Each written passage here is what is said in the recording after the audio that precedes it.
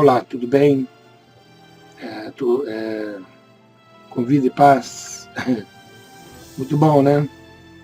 Hoje nós vamos falar da Palavra de Deus. Temos um assunto aí na pauta, mas chegou um outro problema ontem. Hoje é quarta-feira, né? Ontem fiquei sabendo de um problema aí do meu filho. E eu tenho que falar alguma coisa porque eles estão congregando numa igreja, eu estou em outra. Depois que o irmão lá da igreja que eu auxiliava ele como pastor, detonou a minha família, meu ministério, fez uma desgraça. Depois foi para o céu, morreu e já está lá prestando a conta. Meu filho é o seguinte, está com 19 anos, vai para 20 anos, e ele sem emprego, né? E eu montei essa loja lá para ele, lá, Lava Jato, e ele mal começou, não tem nem um mês, né? Já entrou numa de que fazer um desafio dizendo que está usando a fé. Pegou o cartão da minha esposa, né? E detonou, comprou um aparelho aí de 850 e a gente sem condição nenhuma, né, para arcar com essas despesas. Aí eu tive que fui falar com ele, ele falou que está usando a fé. E eu quero chamar a atenção dessa rapaziada aí, da célula onde ele está congregando. Pelo amor de Deus, vocês tentam ensinar os jovens, né, o caminho da fé. E a fé não é desse jeito. A fé não é você não ter condições, sem conhecimento, sem estrutura nenhuma. O garoto, eu estou vendo ele totalmente desequilibrado, estou tentando segurar a onda, mas está difícil, porque eu não estou podendo mais ministrar na vida dele. Estou ministrando através do YouTube, mas nem sempre ele ouve isso aí. Então eu peço, por favor, pelo amor de Deus, vocês que estão na frente de alguma célula, tenham a cabeça no lugar, principalmente jovens, ensina eles direito como se deve se comportar e usar a fé. A fé não pode, Jesus ensinou, você não pode entrar para uma guerra primeiro sem calcular primeiro o que tem lá na frente. Mesma coisa na vida secular agora, atual. Você não pode comprar uma coisa se você não tem condição de pagar. Eu estou vendo esse dilema aí, mandei ele cancelar, vamos ver se vai cancelar e vamos ver se a gente sai desse buraco aí. Mas eu não poderia deixar de falar sobre esse assunto, porque quantos jovens ainda, não é só isso não, é milhares e milhões de jovens estão sendo ensinados errado em algumas igrejas, por falta de estrutura, por falta de sensibilidade ao Espírito Santo para saber o que está acontecendo com os jovens. E os jovens estão metendo o pé com a cabeça, pelo contrário, eles estão usando os lances do pai e da mãe. Quer dizer, depois joga o pai e a mãe no buraco. E depois para tirar. Né? Como é que a gente vai tirar? Peço aí para vocês entrar numa aí de tentar ver se melhora aí o ensinamento para os jovens. Eu sempre tive a responsabilidade. Ensinei todos os jovens, quando eu tive o caminho certo, como fazer e ser uma fé inteligente, não uma fé desequilibrada. Essa fé é desequilibrada. Vamos parar por aí, vamos falar agora o assunto que Deus tinha falado para mim há muito tempo atrás. Aí chegou o momento de falar sobre isso. Eu tenho 7 assuntos ali na pauta. Inclusive tem um último assunto agora que falou essa semana comigo, que é costume de vários países, mas no Brasil é pecado. Entendeu? Vamos ver. É vício, né? É problema, é complicado. Vamos ver. Depois a gente vai falar sobre isso, não sei quando, mas porque é a 7ª. Vamos falar hoje sobre chegar atrasado. Você tem esse vício? Né?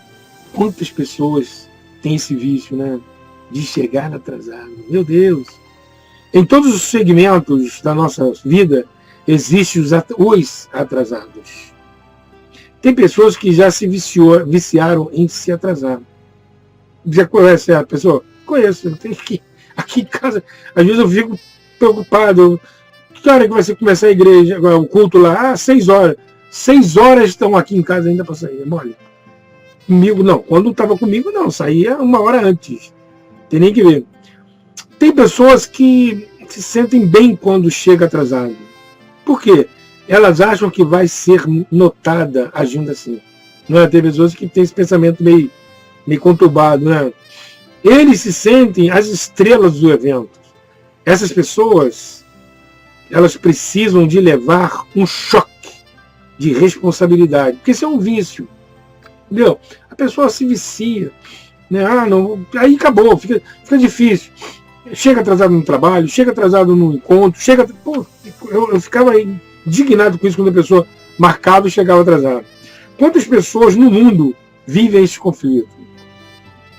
Falando nisso, falar em atrasado, eu acho que 3 meses atrás, eu tinha marcado uma conversa com um bicho lá da igreja onde eu estou congregando, né? E eu falei com ele que eu ia chegar às 6. E ele estava me esperando desde as 4 ou 5 horas da tarde. Cheguei lá, eu estava esperando. Ele disse, você não ouviu não? Eu falei que são 6 horas. Então eu cheguei 6 horas antes das 6. Mas às vezes as pessoas não entendem também, tem esse problema. Em João capítulo 11, versículo de 1 a 45, Jesus Cristo aqui dá uma a entender que ele chegou atrasado, né, na morte de Lázaro. Mas realizou o seu milagre. A diferença foi essa. Jesus chegou atrasado, mas realizou o seu milagre. Está escrito aqui em João capítulo 11, versículo de 1 a 45. Meu irmão, vamos ler a Bíblia agora. Havia um homem chamado Lázaro e ele era de Betânia, do povoado de Maria e de sua irmã Marta. E aconteceu que Lázaro ficou doente. Maria, sua irmã, era a mesma que derramara perfume sobre o Senhor e lhe enxugara os pés com os cabelos. Então, as irmãs de Lázaro mandaram dizer a Jesus, Senhor, aquele a quem amas está doente. E ao ouvir isso, Jesus diz, essa doença não acabará em morte. É para a glória de Deus, para que o Filho de Deus seja glorificado por meio dela. Mas ela não entendeu. Jesus amava Marta, irmã dela é Lázaro, o irmão dela é Lázaro. No entanto, quando ouviu falar que Lázaro estava doente, ficou mais 2 dias aonde estava. Depois disse aos seus discípulos, vamos voltar para a Judéia. Aí os discípulos, mestre, há pouco os judeus tentaram apredejar-se. E assim mesmo vai voltar para lá? Jesus disse, o dia não tem 12 horas? Quem anda de dia não tropeça, pois vê a luz deste mundo. Quando anda de noite, tropeça, pois nele nada há luz. Depois de dizer, prosseguiu dizendo, nosso amigo Lázaro adormeceu.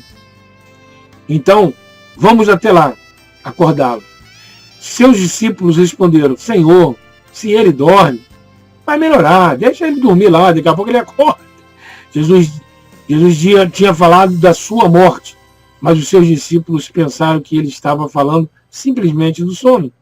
Então, lhe disse claramente, Lázaro morreu, seus cabeção. Eu preciso de ir lá para ressuscitar ele.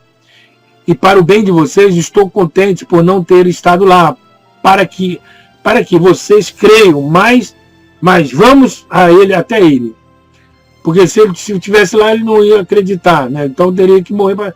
Então Tomé, chamado Dídimo, disse a outros discípulos, meu Deus, vamos também para se morrermos com ele.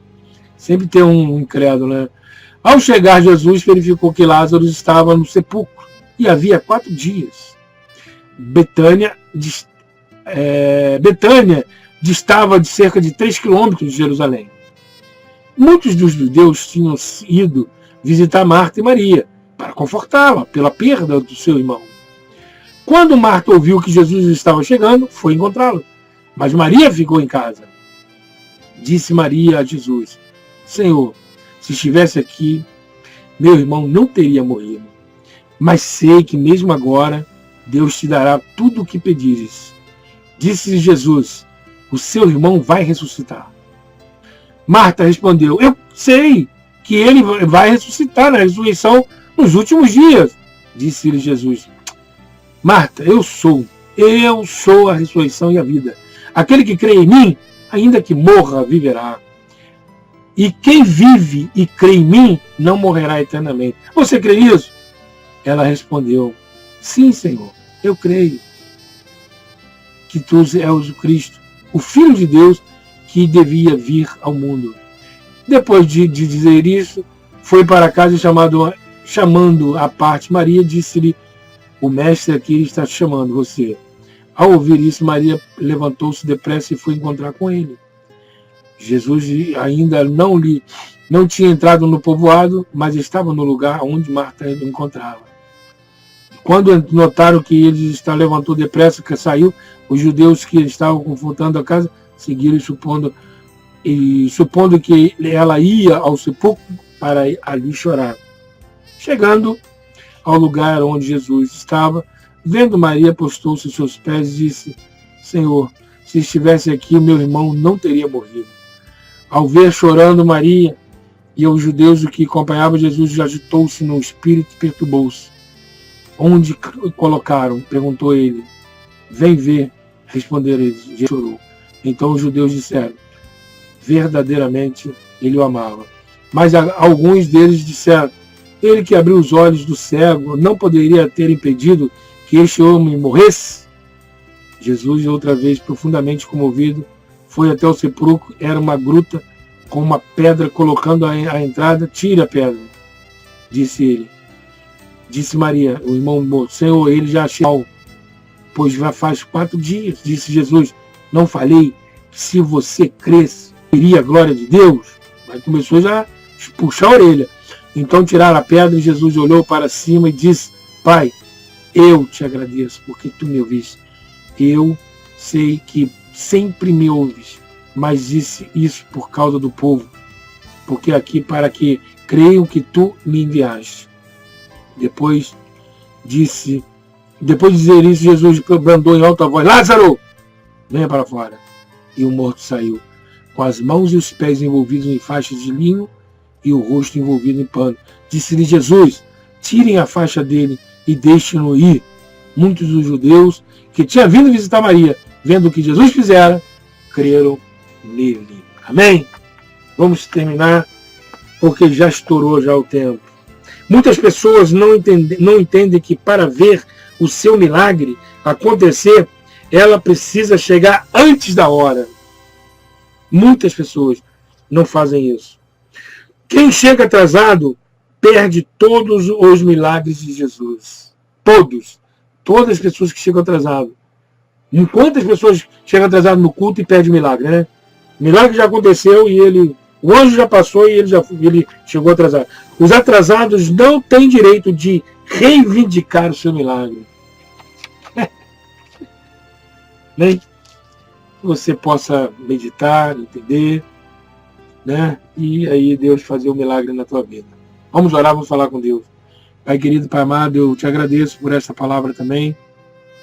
Palavra, Deus, que venha nos ensinar a ser mais fiéis nos horários, nos compromissos, em tudo aquilo que nós fazemos para Ti. Nunca chegando em cima da hora, mas sempre um tempo antes, para poder meditar ou se preparar o corpo e o espírito para ouvir a Tua palavra e receber de Ti os Teus ensinamentos. E os Teus milagres também, por que não? Então, Pai, abençoa esta palavra no coração de cada pessoa. Sei, ó Deus, que tem milhares e milhões de pessoas que têm esse vício. Então, Pai, cura, liberta essas pessoas. Faz, ó Deus, com que elas venham a entender que é muito importante chegar antes do que depois. Pai, eu te agradeço no nome de Jesus, não só hoje e sempre. Amém e amém. Minha amiga, que Deus te abençoe rica e abundantemente. Até uma próxima oportunidade, assim Deus permitir. A vida é bela. A vida é bela.